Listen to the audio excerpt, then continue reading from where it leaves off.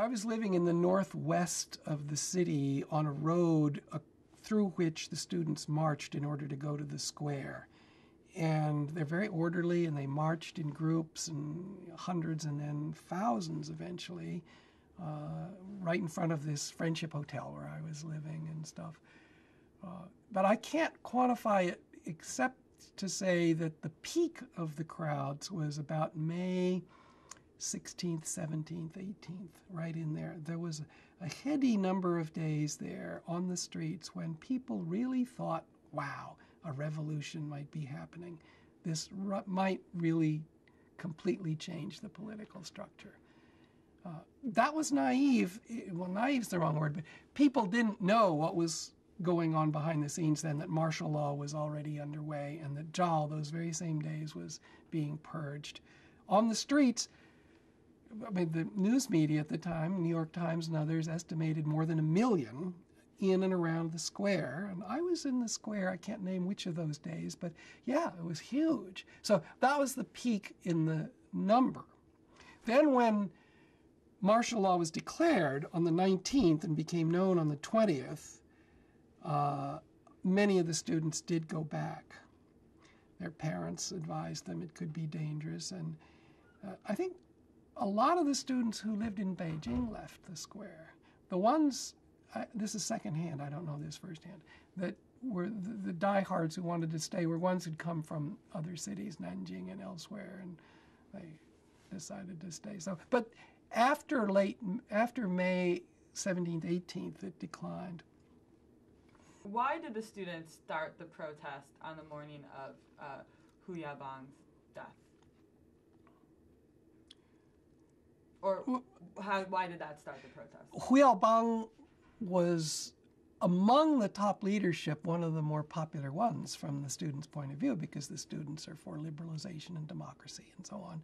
And among the top leaders, all through the 80s, he was known as the one who tended to protect intellectuals and push in that direction. And roughly speaking, that's true. So when he died,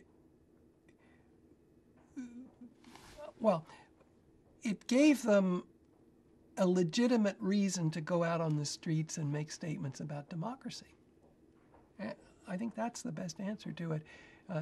If they'd just picked any other day without somebody to commemorate, it would have seemed arbitrary. Here, no one can, put it this way, no one could blame them for coming out to lay wreaths on the steps of the Great Hall of the People because the former general secretary of the party had died. You know, it's an unassailable motive. And yet it's got this powerful subtext because it wasn't just any leader, it was the leader that, from their point of view, was the best hope for political change.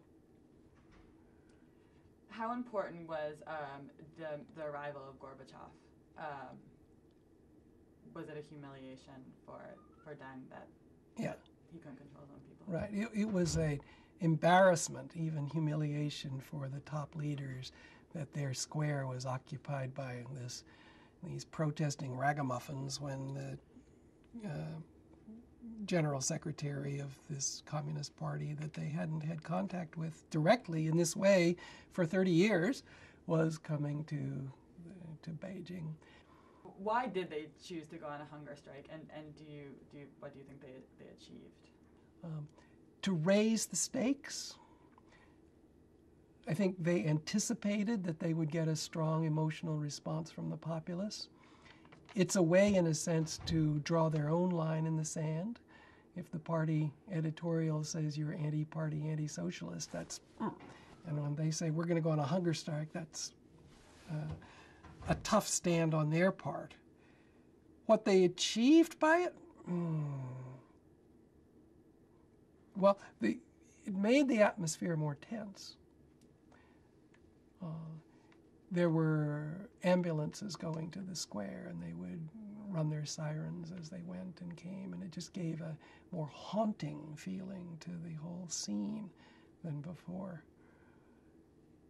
But I don't know what they achieved. I think you'd have to say that the massacre happened anyway. It didn't really change what happened.